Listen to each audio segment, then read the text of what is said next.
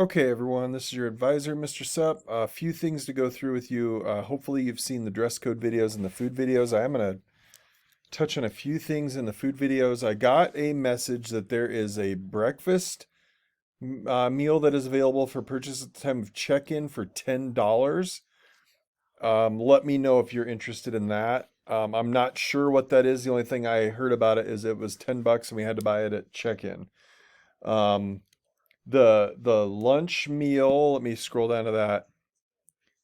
These two are different from last year. It's not the Eunice people, it is the restaurant that's in there. And those you don't buy tickets ahead for those, like you go to the restaurant and they'll have those two options available for you. There are other places that you are allowed to go to as long as we're not leaving by ourselves. We're taking a group of people and that either me or Mrs. Sup knows where you are. And I've also been told to let everyone know that there is passage underneath that big road. So if you need to get to the other side of that big road, that we drive in on, to make sure you're using the underground tunnel and not trying to navigate that busy street. I just watched a meeting, so I'm kind of trying to go down here. We'll have 4 voting delegates. So I'm working with the officers to find out who they will be. They'll have a round of primary voting and then a delegate assembly voting for the final officer voting, which I'll talk about. They touched on dress code. If I've talked to you about a presentation time change, those are kind of on hold. We're going to go ahead and I think Taylor is maybe the only one that was affected.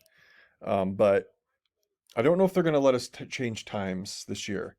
We're going to pretend like it's a go, but just keep in mind that we may have to go back to those original times. When you get to SLC, you always have to have your name tag at the conference, whether that's testing, general session, anything, any of the keynote speaker events. You have to have your name tag at all times. Do not lose your tag. When we go over for our Friday night social event, I remember we are the 11 o'clock bowling slot. Don't try to go before that. You might not be able to, we may have to, there may be other people on our lanes too. They're going to put 6 people on our lanes, and I think right now we've got 18 or 20 people bowling. So if it's 18, we'll have 3 full lanes, but otherwise, just know that we may not all be together. There is also an arcade over there. So if we want to go over there a little bit early, we can, and we can't bowl till 11. One thing that's different this year that Jackie told us about, if you have a guest or a parent or someone coming to the award session, we need to let them know ahead of time, and it is going to be $25 per person. So if they have to put in extra seats, they charge Nebraska FBLA $1,000.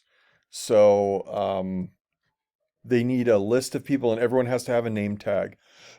Excuse me. So if you've got mom and dad coming to watch, just know it's going to cost them $50. They're going to bill our chapter after the SLC is over, and they have to have a name tag. So I have to send Nebraska FBLA a list of who is going to be there. So that is super, super important. Also, next year, I believe SLC is going to be broadcast live. Not this year, unfortunately. Speaking events, they talked about they're 5 minutes long. There's no penalty for under. There's no penalty for over. But they will cut you off at 5 minutes. So there's no going overtime. They'll stand up and say, hey, you're done. Same thing with those 7-minute presentation and role-playing events. They're just, when your time is up, your time is up. The other thing, okay, so super important. In the past, we've had like a week to kind of digest, okay, I'm top 3 at state. Am I going to go to nationals? We don't have that luxury this year. I need to know almost immediately. So we will come back on Saturday. By Monday, I need a yes, no. We have very, very little time. Here's what, but guys, the sooner I know, the more I can guarantee this quad rate. I can get you in a room with 3 other people.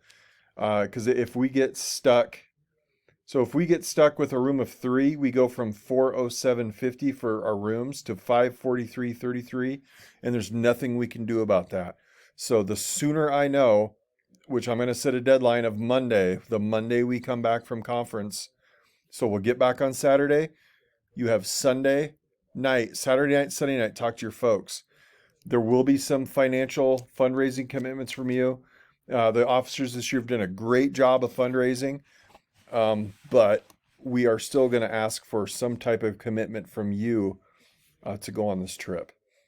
One thing you'll notice this year, airfare is included in our price.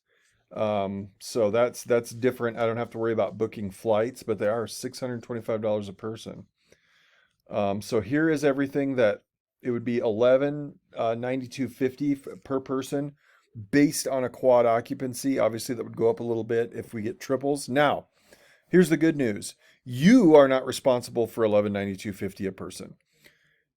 The way our school does it, our school will pay for 1/3 of it. So let me do a little maths here.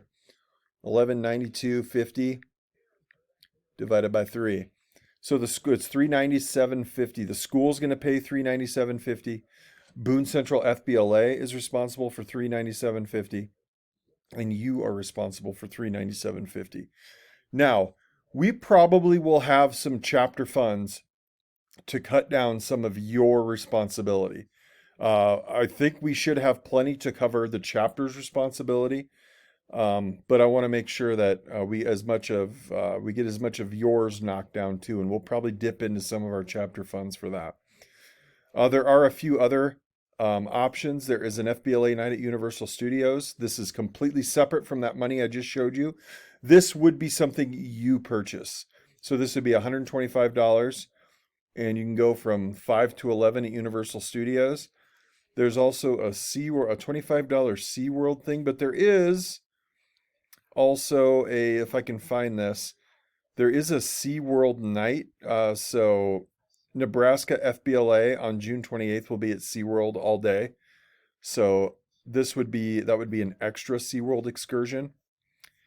I'll tell you this, Mrs. Supp and I are planning on going to Disney World at least once the time we're there. And so we need to figure out, we need to all do it as a group. Or I need to have an adult or another advisor who's going. I can't send 4 of you one way and 6 of you another way, unless either Mrs. Supp and I or an advisor from another chapter is there to supervise. So a lot of things have to happen in a short period of time. We have had really, through a lot of work through our officer team, have gotten all this fundraised in the past. I don't think that students have had to pay too much out of their own pockets, but it is a commitment, and everyone will be expected to participate in order to go on this trip. And we would leave on the 27th, I believe. Yeah, we'd leave on the 27th. Where's my calendar? We'd leave on the 27th and come back the 3rd. The document I currently have is that I'm open here is okay. A few more quick things. I just got cut off. The document I'm currently on is on Nebraska FBLA's webpage under NLC, and you can view this. If you have any questions, call me. But the important thing is, if you're up on that stage, top 8, have that conversation with mom and dad. Am I going or not? And because I have to have a binding, committed answer by Monday, so 2 days later at school. I have to have a binding, committed answer where you are financially and work-wise, you are committed to making sure that those funds are paid. If you have any other questions, let me know. Otherwise, we will see you guys tomorrow at school.